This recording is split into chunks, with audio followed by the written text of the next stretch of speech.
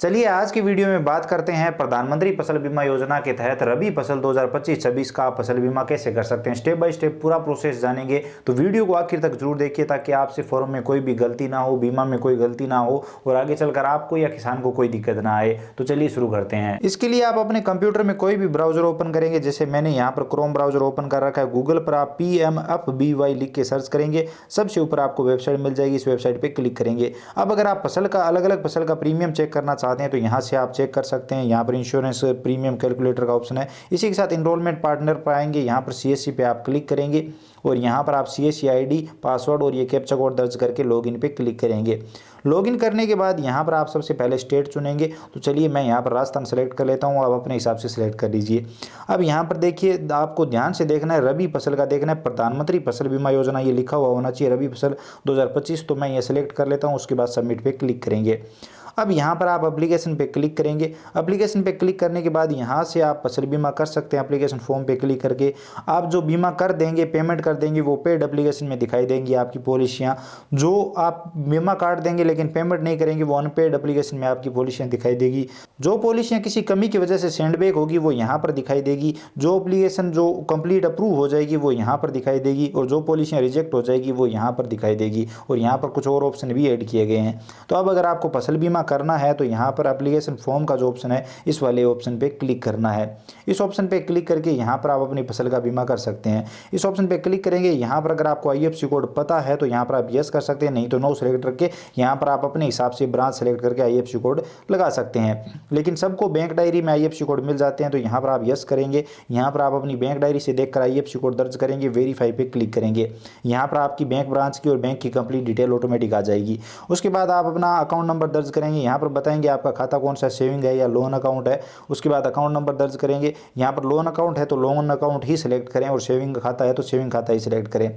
उसके बाद यहाँ पर आप अपने अकाउंट नंबर 2 बार दर्ज करेंगे, और उसके बाद यहाँ पर चेक बैंक डिटेल का ऑप्शन है, इस पर आप क्लिक करेंगे और कंटिन्यू करेंगे। इस पर क्लिक करने के बाद किसान का नाम जैसा पासबुक में दिया है इट दर्ज करेंगे। आधार कार्ड में जैसा नाम दिया है वो यहाँ पर दर्ज करेंगे। आधार कार्ड में और पासबुक में नाम एक जैसा होना चाहिए। अगर एक जैसा नहीं है तो अभी आप एक जैसा दर्ज कर दीजिए, उसके बाद आप पासबुक में सही करवा लेना, क्योंकि एक जैसा नाम दर्ज होगा तभी यहाँ पर आधार वेरीफाई होगा। तो यहाँ पर आधार नंबर दर्ज करेंगे, वेरीफाई पे क्लिक करेंगे। आधार नंबर वेरीफाई करने के बाद फार्मर ID आधार के साथ लिंक है तो ऑटोमेटिक यहाँ पर आ जाएगी। नहीं आती है तो इसका मतलब आपको फार्मर ID बनवानी होगी, तो वो देख लेना। उसके बाद यहाँ पर आप रिलेशन टाइप चुनेंगे। अगर आप पिता का नाम दर्ज कर रहे हैं तो सन ऑफ, और पति का नाम दर्ज कर रहे हैं तो वाइफ ऑफ, पिता का नाम दर्ज कर रहे हैं डॉटर ऑफ, वो आप अपने हिसाब से यहाँ पर सिलेक्ट कर सकते हैं। तो चलिए हम यहाँ पर सन ऑफ सिलेक्ट कर लेते हैं। यहाँ पर रिलेटिव का नेम में हम पिता का या पति का नाम, आप जो जिसका भी नाम दर्ज कर रहे हो उस हिसाब से सिलेक्ट करके यहाँ पर दर्ज कर दीजिए। उसके बाद मोबाइल नंबर दर्ज करेंगे और वेरीफाई पे क्लिक करेंगे। कैप्चा कोड दर्ज करेंगे, आपके नंबर पर OTP जाएगा। OTP देते ही यहाँ पर मोबाइल नंबर वेरीफाई हो जाएंगे। एज यहाँ पर आधार कार्ड से काउंट करके लिख देंगे। कास्ट कैटेगरी बता देंगे, OBC जनरल जो भी है।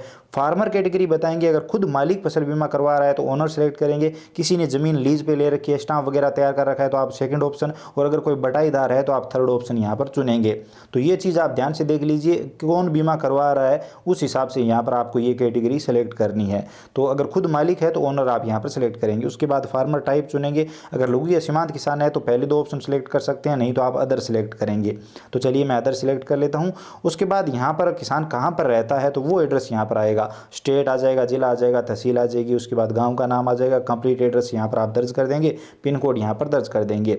अब अगर आप नॉमिनी की डिटेल दर्ज करना चाहते हो तो इसे अनचेक करेंगे और यहाँ पर नॉमिनी की डिटेल भरेंगे। वैसे ये कोई ज़रूरी नहीं है, आप चाहें तो दर्ज कर सकते हैं। अगर नहीं चाहें तो चेकबॉक्स पे क्लिक करेंगे और आप आगे बढ़ सकते हैं। अगर दर्ज करना चाहें तो यहाँ पर आप नॉमिनी का नाम दर्ज करेंगे, नॉमिनी की एज दर्ज करेंगे। उसके बाद जिसका आप फसल बीमा कर रहे हो उसके साथ इनका क्या संबंध है वो यहाँ पर बताएंगे, और यहाँ पर आप एड्रेस दर्ज कर देंगे। और अगर आप नहीं दर्ज करना चाहते तो चेकबॉक्स पे क्लिक करेंगे और डायरेक्ट आगे बढ़ेंगे। यहाँ पर सेव एंड कंटिन्यू पे क्लिक करेंगे। उसके बाद यहाँ पर स्टेट ऑटोमेटिक आ गया है। यहाँ पर जिला चुनेंगे जहाँ पर किसान की ज़मीन है।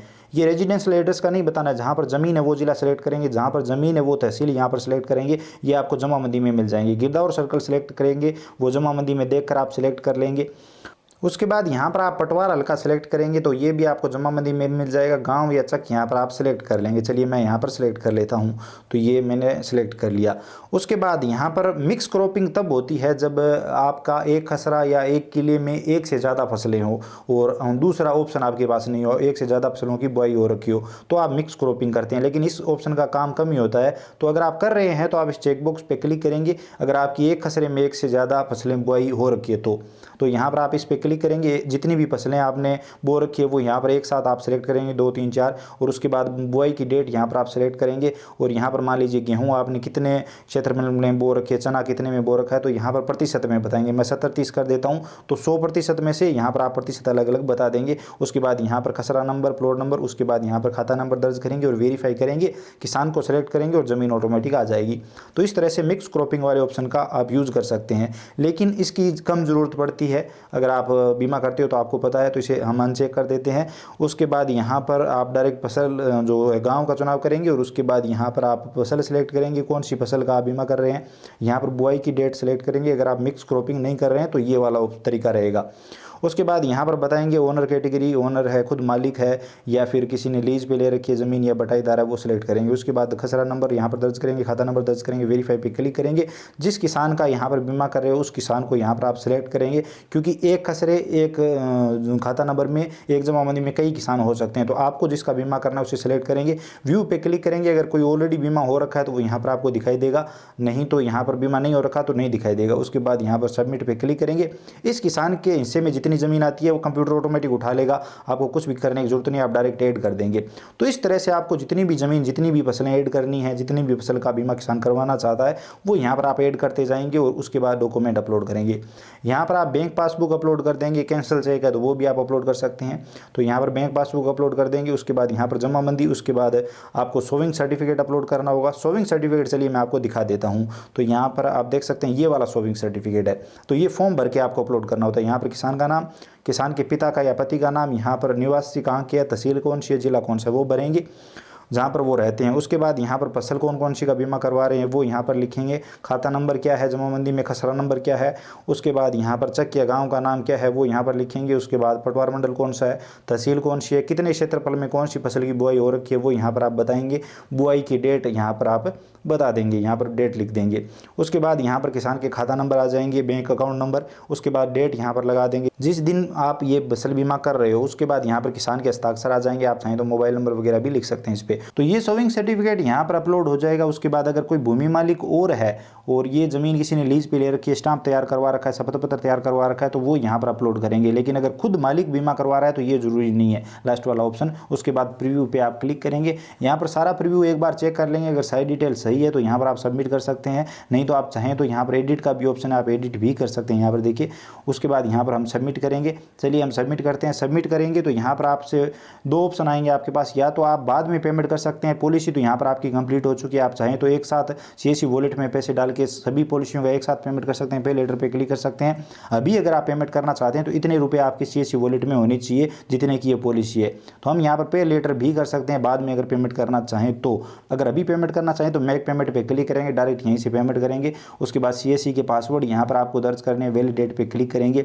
उसके बाद यहाँ पर वॉलेट पिन आप यहाँ पर दर्ज करेंगे और यहाँ पर आप पे क्लिक करेंगे। जैसे ही पे क्लिक करेंगे पेमेंट हो जाएगा और आपके सामने फाइनल प्रिंट आउट आ जाएगा। अब इस पॉलिसी का आप प्रिंट आउट निकाल लेंगे, Ctrl+P प्रेस करेंगे और यहाँ पर प्रिंट आउट आ जाएगा। ये प्रिंट आउट आप किसान को दे देंगे अगर किसान का बीमा किया है तो, और अगर आपने खुद का फसल बीमा किया है तो खुद के पास ये प्रिंट आउट रख लेंगे। उम्मीद करता हूँ अब आप कंप्लीट डिटेल में समझ गए होंगे कि आपको प्रधानमंत्री फसल बीमा योजना के तहत रबी फसल 2025-26 का फसल बीमा कैसे करना है। एक चीज़ यहाँ पर बता दूँ, अगर खुद ओनर है तो अभी तक फार्म रजिस्ट्री जरूरी है। हो सकता है ये ऑप्शन हटा दिया जाए। तो अगर आपसे फार्म रजिस्ट्री मांगी जाती है और आपके आधार कार्ड से फार्मर आईडी दिखाई नहीं देती है तो आपके पास दूसरा कोई ऑप्शन नहीं है। पहले फार्म रजिस्ट्री करवानी होगी, फार्मर आईडी बनवानी होगी, उसके बाद ही आप फसल बीमा करवा पाएंगे। आज नहीं तो कल ये चीज़ 100% लागू हो जाएगी। तो आप अपनी पहले फार्मर आईडी बनवा लीजिए। फार्मर आईडी बनवाने का प्रोसेस बिल्कुल अलग है, उसके लिए भी हमने वीडियो बना रखा है, आप चैनल पर जाकर देख सकते हैं। तो फार्म रजिस्ट्री करवाइए और फार्म रजिस्ट्री में आपकी कंप्लीट ज़मीन लिंक होती है आपके आधार कार्ड में, और वो ज़मीन लिंक होने के बाद फसल बीमा करवाएंगे तो वो फार्मर आईडी यहाँ पर ऑटोमेटिक आ जाएगी। तो ये चीज़ है, उम्मीद करता हूँ अब आप समझ गए होंगे, आपको वीडियो इन्फॉर्मेटिव लगा होगा। फिर भी अगर आपको कोई दिक्कत आ रही है, आप फसल बीमा नहीं कर पा रहे हैं, कोई और परेशानी आ रही है, तो आप बेझिझक कमेंट सेक्शन में बताइए। सोविंग सर्टिफिकेट का लिंक चाहिए तो आप बता सकते हैं कमेंट सेक्शन में, मैं डिस्क्रिप्शन पार्ट में लिंक दे दूंगा, आप वहाँ से सोविंग सर्टिफिकेट डाउनलोड करके काम में ले सकते हैं। बाकी हर सीजन में अलग अलग सोविंग सर्टिफिकेट आते हैं, आप अपने आसपास के ई मित्र कियोस्कों से या CSC सेंटर वालों से पूछ सकते हैं, वहाँ से आपको सोविंग सर्टिफिकेट बहुत ही आसानी से मिल जाएगा। बाकी आप चाहें तो बिना CSC के ID के भी फसल बीमा कर सकते हैं। अगर आप वो प्रोसेस जानना चाहते हैं तो बताइए कमेंट सेक्शन में, हम वो प्रोसेस का वीडियो भी लेकर आएंगे। लेकिन मुझे जहाँ तक लगता है वो प्रोसेस सेफ नहीं रहता, क्योंकि कई बार पॉलिसियाँ सैंडबैग आती है और वो सब प्रॉब्लम भी रहती है, तो किसान को दिक्कत आ जाती है। क्योंकि ये जो काम है वो काफ़ी बड़े अमाउंट में होता है। मान लीजिए किसान ने फसल बीमा करवाया 50 बीघे का, आप मान सकते हैं 25 बीघे का मान के चलते हैं, 6.32 हेक्टर का किसी ने बीमा करवाया, तो उसका जो पेमेंट बनेगा वो काफ़ी बड़ा पेमेंट बनेगा, 6,000, 7,000, 10,000 रुपये तक का पेमेंट बनेगा। कहीं किसी दूसरी फसल का है तो 20-20, 30-30 हज़ार का पेमेंट बनता है। तो इतना बड़ा पेमेंट किसान कर रहा है तो उसको रिस्क नहीं लेनी चाहिए खुद से मोबाइल से। और अगर लास्ट दिन बिल्कुल ही साइट नहीं चल रही है तो वो तो कोई ऑप्शन नहीं बचता, लेकिन ये तरीके ऑनलाइन वाले काम में नहीं लेने चाहिए। प्रॉपर CSC ID से ही आपको फसल बीमा करवाना चाहिए। उम्मीद करता हूँ अब आप समझ गए होंगे। तो अगर आपको वीडियो इन्फॉर्मेटिव लगा है तो हमारी मेहनत के लिए लाइक जरूर करिए, अपने दोस्तों के साथ शेयर करिए, चैनल पर नए हो तो सब्सक्राइब करके घंटी का बटन दबा लीजिए, ताकि आने वाले सभी वीडियो और नई नई अपडेट आप सबसे पहले देख पाएँ। इसके अलावा अगर आपके मन में और कोई सवाल या सुझाव है, आप और कुछ भी जानना चाहते हैं, बताना चाहते हैं, तो बताइए कमेंट सेक्शन में। आपको फोरम में कोई दिक्कत आ रही है तो बता सकते हैं, हम जरूर बात करेंगे। चलिए मिलते हैं अगले वीडियो में नई अपडेट के साथ।